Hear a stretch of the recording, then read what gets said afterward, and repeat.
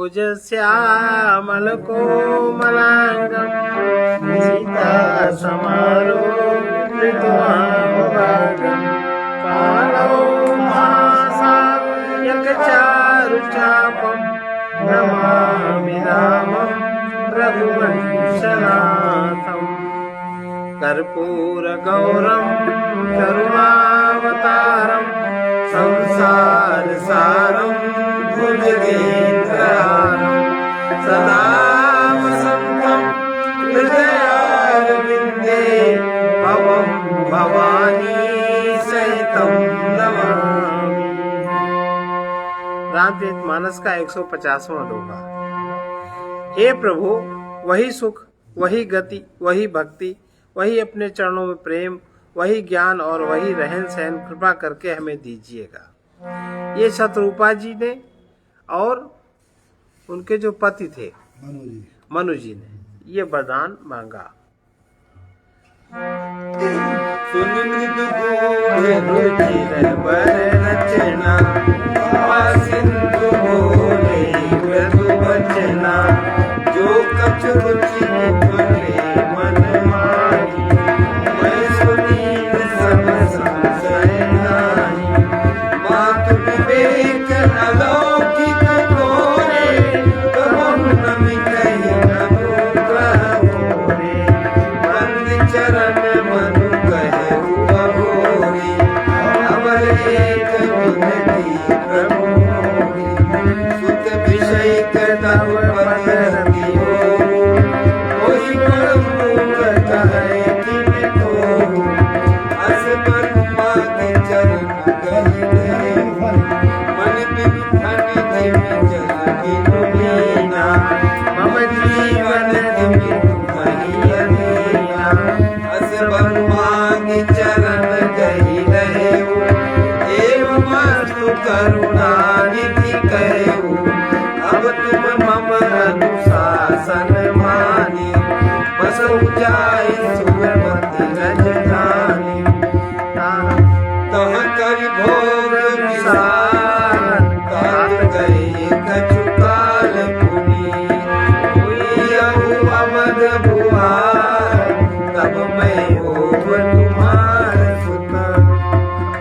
रानी की कोमल गूढ़ मनोहर श्रेष्ठ वाक्य रचना सुनकर कृपा के समुद्र भगवान कोमल वचन बोले, तुम्हारे मन में जो कुछ इच्छा है वो सब मैंने तुमको दिया, इसमें कोई संदेह न समझना। हे माता, मेरी कृपा से तुम्हारा अलौकिक ज्ञान कभी नष्ट न होगा।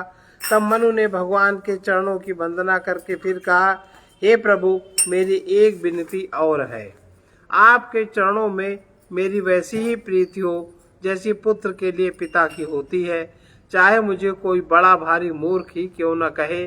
जैसे मणि के बिना सांप, जल के बिना मछली नहीं रह सकती, वैसे ही मेरा जीवन आपके अधीन रहे, आपके बिना न रह सके। ऐसा वर मांग कर राजा भगवान के चरण पकड़ कर रह गए। तब दया के निधान भगवान ने कहा, ऐसा ही हो, अब तुम मेरी आज्ञा मानकर देवराज इंद्र की राजधानी अमरावती में जाकर वास करो। हे तात, वहाँ स्वर्ग के बहुत से भोग कर कुछ काल बीत जाने पर तुम अवध के राजा होगे, तब मैं तुम्हारा पुत्र होऊंगा। इच्छा मैं नर समारे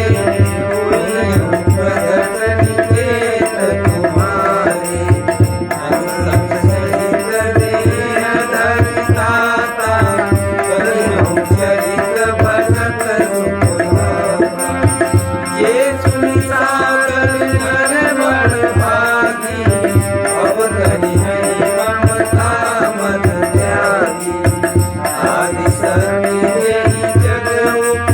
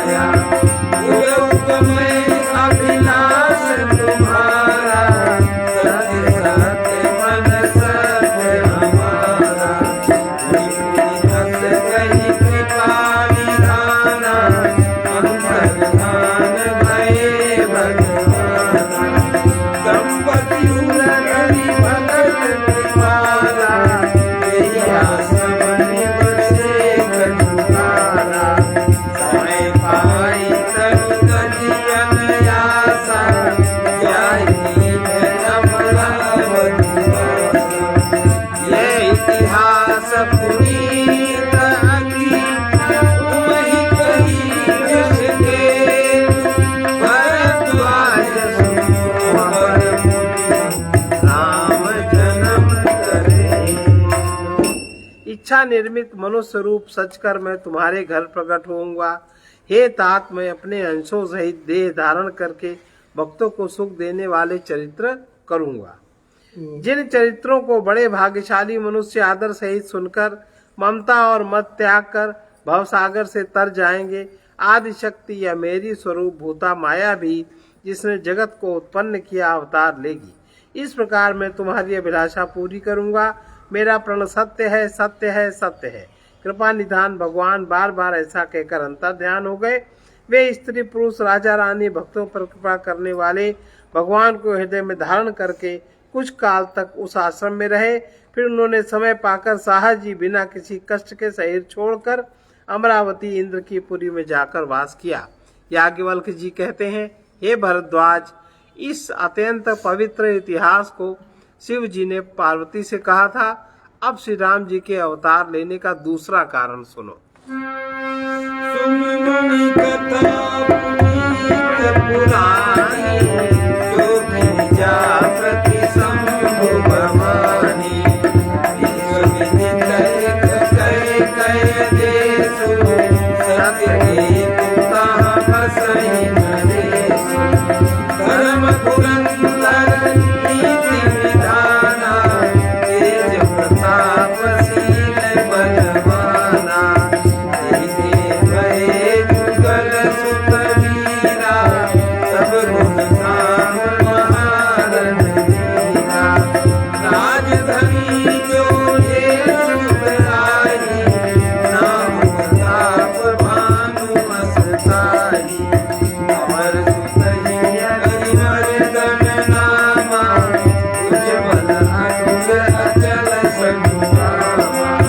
भाई भाई परम समीति, सकल दोष छल बल जित प्रीति। जेते सुत ही राजन पदीना, हरित नाम पवन बन कीना। जब प्रतापुरन भयउ प्रकट, गिरि रोहाई देश। प्रजा भारती वेद विधि, करहु नहीं रघुवंश। ये तो याज्ञवल्क्य जी कहते हैं कि हे भरद्वाज, इस अत्यंत पवित्र इतिहास को शिव जी ने पार्वती से कहा था। अब श्री राम जी के अवतार लेने का दूसरा कारण सुनो। हे मुनि, वो पवित्र और प्राचीन कथा सुनो जो शिव जी ने पार्वती से कही थी। संसार में प्रसिद्ध एक कैकय देश है। वहां सत्यकेतु नाम का राजा रहता था, राज्य करता था। वो धर्म की धुरी धारण करने वाला, नीति की खान, तेजस्वी, प्रतापी, सुशील, बलवान था। उसके 2 वीर पुत्र हुए जो सब गुणों के भंडार और बड़े ही रणधीर थे। राज्य का उत्तराधिकारी जो बड़ा लड़का था, उसका नाम प्रताप भानु था। दूसरे पुत्र का नाम अरिमर्दन था, जिसकी भुजाओं में अपार बल था और जो युद्ध में पर्वत के समान अटल रहता था। भाई भाई में बड़ा मेल, सब प्रकार के दोष और छलों से रहित सच्ची प्रीति थी। राजा ने जेठे पुत्र को राज दे दिया और आप भगवान के भजन के लिए वन को चल दिया। जब प्रताप भानु राजा हुआ, देश में उसकी दुहाई फिर गई। वह वेद में बताई हुई विधि के अनुसार उत्तम रीति से प्रजा पालन करने लगा।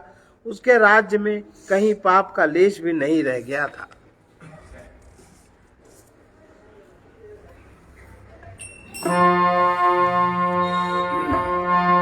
नपहित भारत सचिव सयाना, राम धर्म रुचि शोक समाना।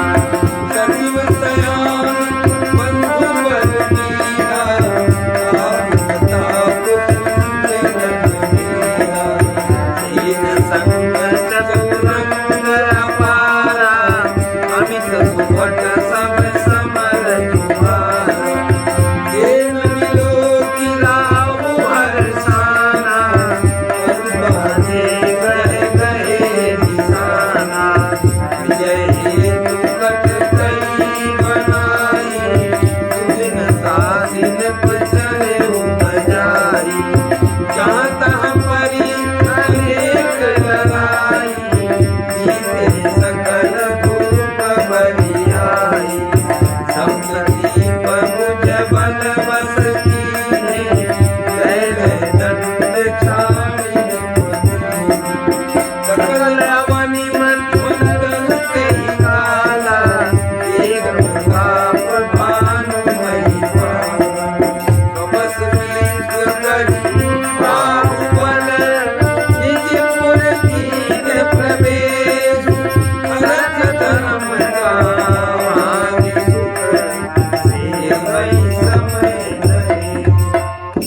का हित करने वाला शुक्राचार्य के समान बुद्धिमान धर्मरुचि नामक उसका मंत्री था। इस प्रकार बुद्धिमान मंत्री और बलवान वीर भाई के साथ ही स्वयं राजा भी बड़े प्रतापी और रणधीर थे। साथ में अपार चतुरंगिनी सेना थी, जिसमें असंख्य योद्धा थे जो सब के सब रण में जूझ मरने वाले थे। अपनी सेना को देखकर राजा बहुत प्रसन्न हुए और घमाघम नगाड़े बजने लगे। दिग्विजय के लिए सेना सजाकर वो राजा शुभ दिन मुहूर्त साध कर डंका बजाकर चले। जहां तहां बहुत सी लड़ाइयां हुई। उन्होंने सब राजाओं को बलपूर्वक जीत लिया। अपनी भुजाओं के बल से उन्होंने सातों द्वीप भूमि खंडों को वश में कर लिया और राजाओं से दंड कर लेकर उन्हें छोड़ दिया। संपूर्ण पृथ्वी मंडल पर उसमें प्रताप उभान ही एकमात्र चक्रवर्ती राजा थे। संसार भर को अपनी भुजाओं के बल से वश में करके राजा ने अपने नगर में प्रवेश किया। राजा अर्थ, धर्म, काम आदि के सुखों का समयानुसार सेवन करते थे। ये चतुरंगिनी सेना में कौन कौन आते हैं? एक तो रथी रहते हैं, रथ वाले, रथ जो रथ पर बैठ कर युद्ध करें। हाँ, और गज पे रहते हैं, गज हाथी। हाँ, और अश्वारोही होते हैं। और अच्छा। पद यात्रा वाले, पदवार, ये पदाती, ये चतुरंगिनी ये सेना। चतुरंगिनी सेना है। चार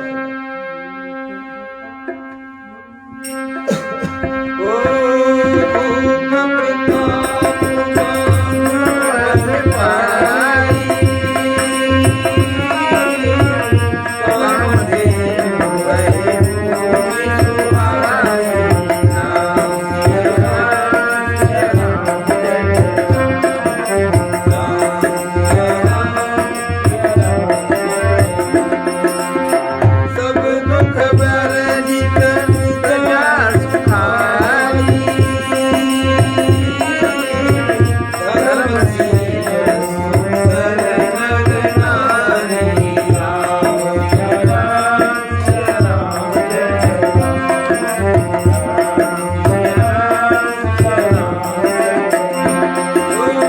सचिव धर्म रुचि हरिपद प्रीति। विपरीत हेतु समन्वित नीति राम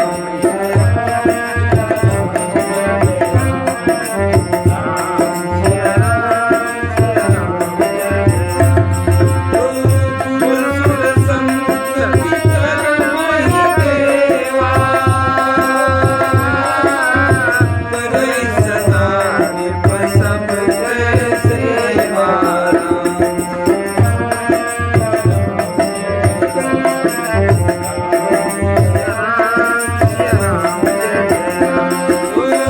भूप धर्म के वेद बखानी।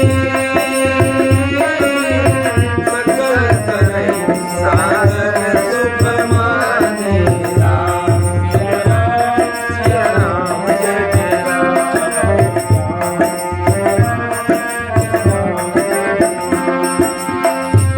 प्रति विविध विधि गाना।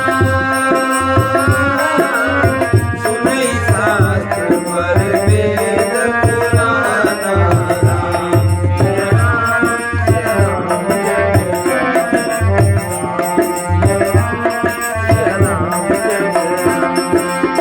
नाना बाकी रूप कलारा। सुमन पाते गाओ सुंदर बाजा राम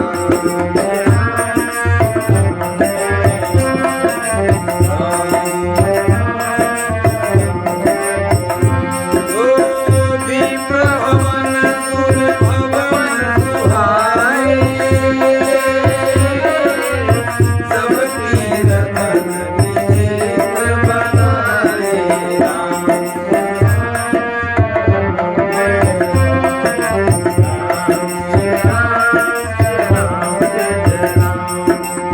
जहाँ रघुपति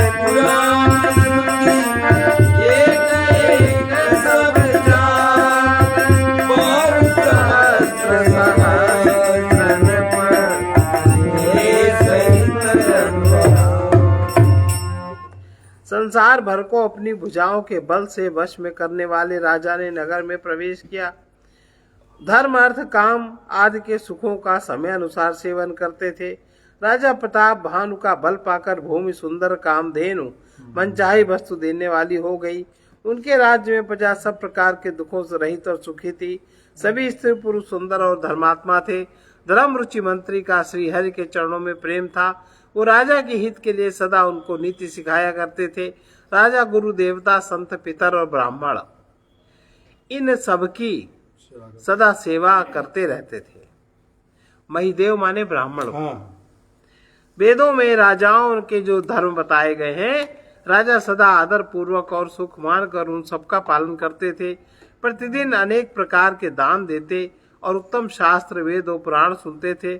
उसने बहुत सी बावलियां, कुएं, तालाब, फुलवाड़ियां, सुंदर बगीचे, ब्राह्मणों के लिए घर और देवताओं के सुंदर विचित्र मंदिर सब तीर्थों में बनवाए। वेद और पुराणों में जितने प्रकार के यज्ञ कहे गए हैं, राजा ने एक एक करके उन सब यज्ञों को प्रेम सहित हजार हजार बार किया। हृदय न कछु पल अनुसंधाना, रूप विवेकी परम सुजाना, करैये धर्म करम मन भानी, वासुदेव हर पितन प्रजानी, चढ़ी बरबाज मोर एक राजा, प्रज्ञा कर सब साज समाजा, विंध्याचल गंभीर बन गयो, ब्रह्मन युग बहु भारत भयो, तीरथ विपिन पर तीर्थ बराहु, जनुपन दुर्यो शशि ग्रसिताहु, बड़ बिनु नहीं समात दुख माही, मनो क्रोध वसन बिनत नाही, बोल कराल ससन छवि गाई, तनु किसान बीवर अधिकारी, गुर गुरात है आरव पाई, चकित विलोकत कान उठाई, वीर महीधर शिखर सम, देखि विशाल बराहु, चपल चलेउ है दुखी नृप, आदि न होई निभाउ।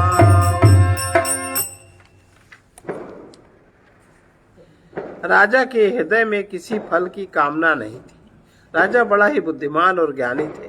वो ज्ञानी राजा कर्म, मन और वाणी से जो कुछ भी धर्म करते थे, सब भगवान वासुदेव के अर्पित करके करते थे। एक बार वो राजा एक अच्छे घोड़े पर सवार होकर शिकार का सब सामान सजाकर विंध्याचल के घने जंगल में गए और वहां उन्होंने बहुत से उत्तम उत्तम हिरण मारे। राजा ने वन में फिरते हुए एक सुअर को देखा। दांतों के कारण वो ऐसा दिख पड़ता था मानो चंद्रमा को ग्रस कर मुंह में पकड़कर राहु वन में आ छिपा हो। चंद्रमा बड़ा होने से उनके मुंह में समाता नहीं है और मानो क्रोधवश वो भी उसे उगलता नहीं है। ये तो सुअर के भयानक दांतों की शोभा कही गई। इधर उसका शरीर भी बहुत विशाल और मोटा था। घोड़े की आहट पाकर वो गुरगुराता हुआ कान उठाए चौकन्ना होकर देख रहा था। नील पर्वत के शिखर के समान विशाल शरीर वाले उस सुअर को देखकर राजा घोड़े को चाबुक लगाकर तेजी से चला। उसे सुअर को ललकारा कि अब तेरा बचाव नहीं हो सकता। आवत देखी अधिक रमबाजी, चले उपरावन गति भाजी, तुरंत कीन बसर संधाना, वही मिल गयो विलोकत माना, तनि तनि तीर मरीज चलावा, तनि छल सुअर शरीर बचावा, प्रकटत तुरंत जाई मृग भागा, दिस बस भूख चले संग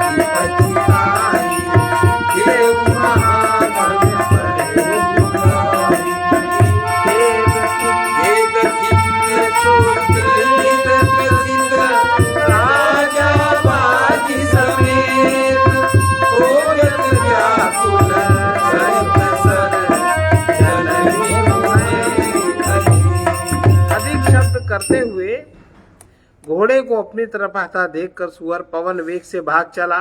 राजा ने तुरंत ही बाण को धनुष पर चढ़ाया। सुअर बाण को देखते ही धरती में दुबक गया। राजा तक तक कर तीर चलाते, परंतु सुअर छल करके शरीर को बचाता। वो पशु कभी प्रकट होता, कभी छिपता हुआ भागा जाता। राजा भी क्रोध के वश उसके साथ पीछे लगा चला जाता। सुअर बहुत दूर ऐसे घने जंगलों में चला गया जहां हाथी घोड़े का निभार नहीं था। राजा बिल्कुल अकेला था। वन में क्लेश भी बहुत था, फिर भी राजा ने पशु का पीछा नहीं छोड़ा। राजा को बड़ा धैर्यवान देखकर सुअर भागकर पहाड़ की एक गहरी गुफा में जा घुसा। उसमें जाना कठिन देखकर राजा को बहुत पछता कर लौटना पड़ा। उस घोर वन में वो रास्ता भूल गया। बहुत परिश्रम करने से थका हुआ और घोड़े समेत भूख प्यास से व्याकुल राजा नदी तालाब खोजता खोजता पानी बिना बेहाल हो गया। विरत विपिन आश्रम टिक देखा,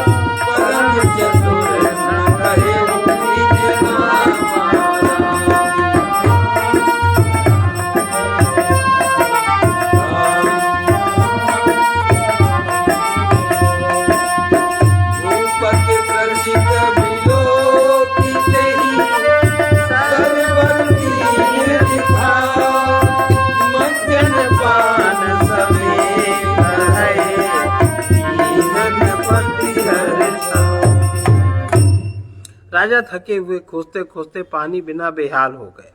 वन में फिरते फिरते उन्होंने एक आश्रम देखा। वहां कपट से मुनि का वेश बनाए एक राजा रहता था, जिसका देश राजा प्रताप भानु ने छीन लिया था और जो सेना को छोड़कर युद्ध से भाग गया था। प्रताप भानु का समय अच्छे दिन जानकर और अपना कुसमय बुरे दिन अनुमान कर उसके मन में बड़ी ग्लानि हुई। उससे वो तो न घर गया, न अभिमानी होने के कारण राजा प्रताप भानु से ही मिला, मेल भी नहीं किया। दरिद्र की भांति मन ही मन क्रोध को मारकर वो राजा तपस्वी के वेश में वन में रहता था। राजा प्रताप भानु उन्हीं के पास गए।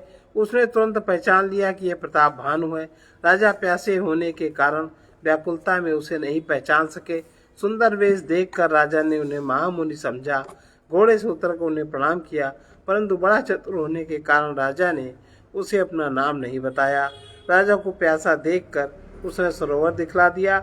हर्षित होकर राजा ने घोड़े सहित उसमें स्नान किया और जलपान किया। गए श्रम सकल भयाऊ, निजे आश्रम तापस लय गयऊ। आसन दीन अस्त्र ज्ञानी, कोई तापस बोलेऊ मृदुवानी। ओ तुम कस बन फिरहु अकेले, सुंदर जुहा जीव परहेले। चक्रवर्ती के लक्षण तोरे, देखत दया लागी अति मोरे। नाम प्रताप भानु अवनीसा, सासु सचिव मैं सुनहु नीसा। तीरथ हेरे परेउ भुलाई, बड़े भाग देखेउ पद आई। मधुर तरस तुम्हारा, जानत हूँ कछु बल हो निहारा। कह मुनि तात भयउ अतिहारा, जो जन सरकरी नर तुम्हारा। निशा घोर गंभीर बन, वंचन सुनहु सुजान। बसहु आज बस जानि तुम, जाएउ लोक निहान। तुलसी जसि भवभयता, तैसी मिलई सहाय। आपुन आवै ताहि पै, ताहि तहाँ लई जाय। राजा प्रताप भानु की सारी थकान मिट गई। राजा सुखी हो गए। तब तपसी उन्हें अपने आश्रम में ले गए और सूर्यास्त का समय जानकर उन्हें राजा के बैठने के लिए आसन दिया। फिर वो तपस्वी कोमल वाणी से बोले, तुम कौन हो? सुंदर युवक होकर जीवन की परवाह न करके वन में अकेले क्यों घूम रहे हो? तुम्हारे चक्रवर्ती राजा के लक्षण देखकर मुझे बड़ी दया आती है। राजा ने कहा, हे मुनीश्वर, सुनिए, प्रताप भानु नाम का एक राजा है। मैं उसका मंत्री हूँ। शिकार के लिए फिरते हुए राह भूल गया हूँ। बड़े भाग्य से यहाँ आकर मैंने आपके चरणों के दर्शन पाए हैं।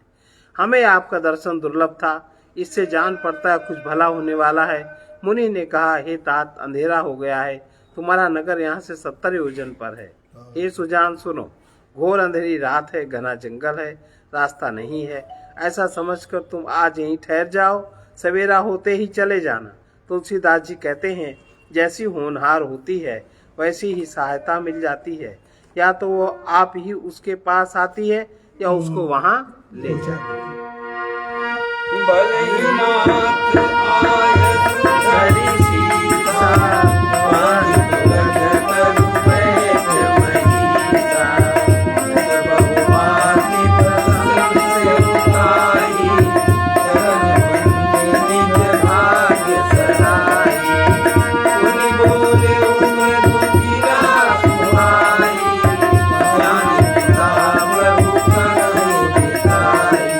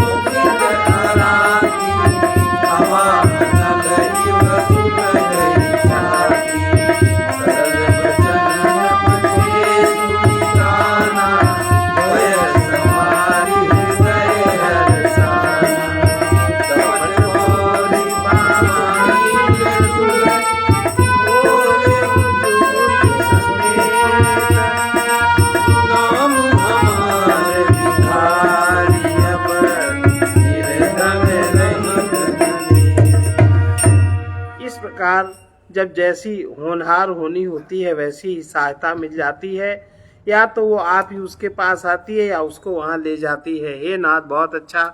ऐसा कहकर और उसकी आज्ञा सिर पर चढ़ाकर घोड़े को वृक्ष से बांधकर राजा बैठ गए। राजा ने उसकी बहुत प्रकार से प्रशंसा की और उसके चरणों की वंदना करके अपने भाग्य की सराहना की। फिर सुंदर कोमल वाणी से कहा, हे प्रभु, आपको पिता जानकर मैं ढिठाई करता हूँ। हे मुनीश्वर, मुझे अपना पुत्र और सेवक जानकर अपना नाम धाम विस्तार से बताइए। राजा ने उसको नहीं पहचाना, पर वो राजा को पहचान गया था। राजा तो शुद्ध हृदय थे और वो कपट करने में चतुर था। एक तो बैरी, फिर जाति का छत्री, फिर राजा। वो छल बल से अपना काम बनाना चाहता था। वो शत्रु अपने राज्य सुख को समझ करके स्मरण करके दुखी था। उसकी छाती कुम्हार के आवे की आग की तरह भीतर भीतर सुलग रही थी। राजा के सरल वचन कान से सुनकर अपने बैर को याद कर वो हृदय में हर्षित हुआ। वो कपट में डुबोकर बड़ी युक्ति के साथ कोमल वाणी बोला, अब हमारा नाम भिखारी है, क्योंकि हम निर्धन और अनिकेत घर द्वार से हीन है। कैसा फंसाया। अब हमारा नाम भिखारी है। ऐसे ही होता है।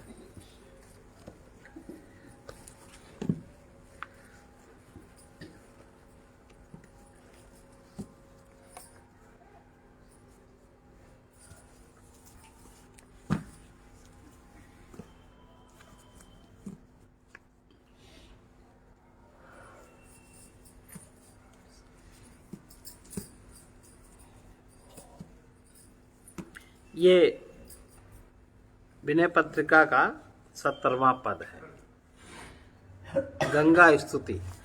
इसमें भी राग रामकली है। अच्छा। गा के देखें बनता है कि नहीं।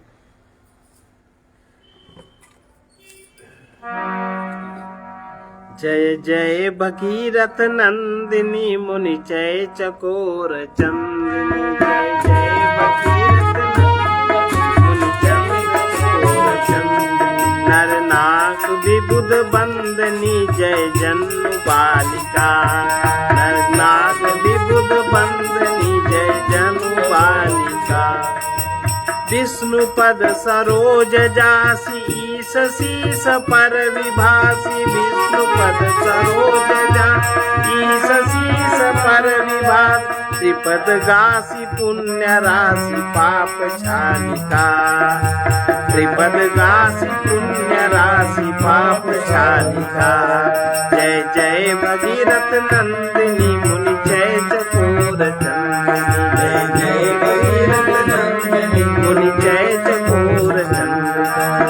विमल विपुल बहसी विमल विपुल बहसी बारी शीतल त्रैतापहारी। विमल विपुल बहसी बारी शीतल त्रैतापहारी। भंवर बर विभंग तर तरंग मालिका। भंवर बर विभंग तर तरंग मालिका। सुरजन पूजो पहार शोभित शशि धवल धार। सुरजन पूजो पहार शोभित शशि धवल धार।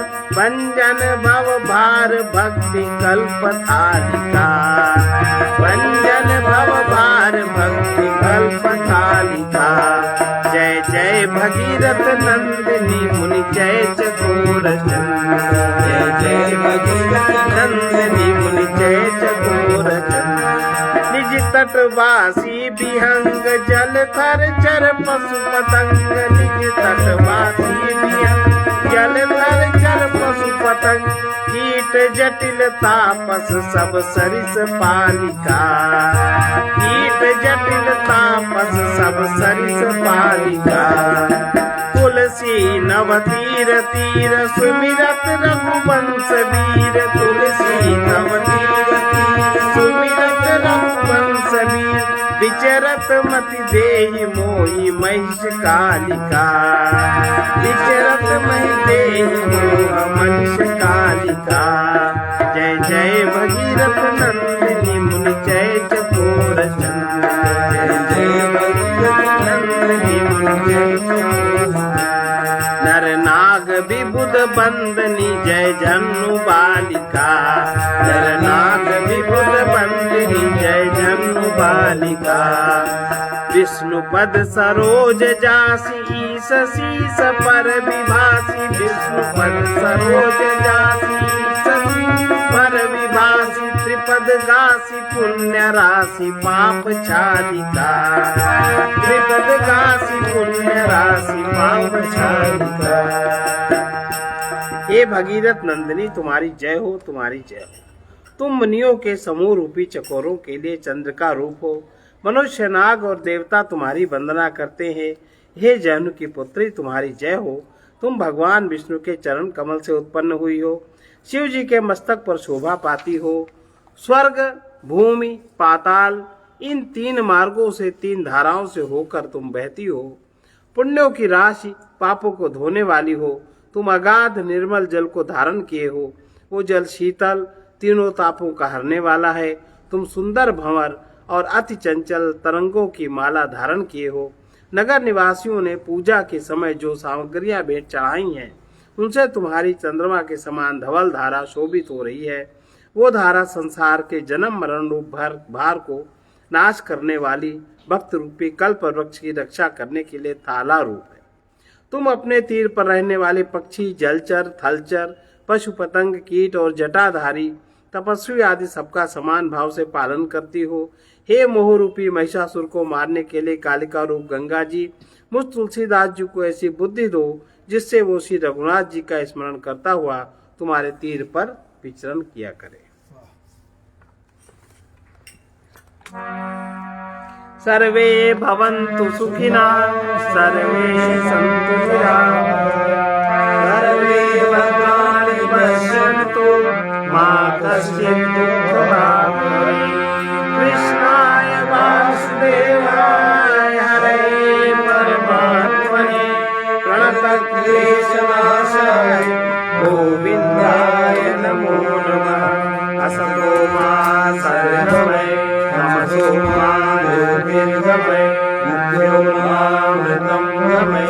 ॐ पूर्णमदः पूर्णमिदं पूर्णात् पूर्णमुदच्यते पूर्णस्य पूर्णमादाय पूर्णमेवावशिष्यते। ओम शांति शांति शांति सर्वत्र शांति।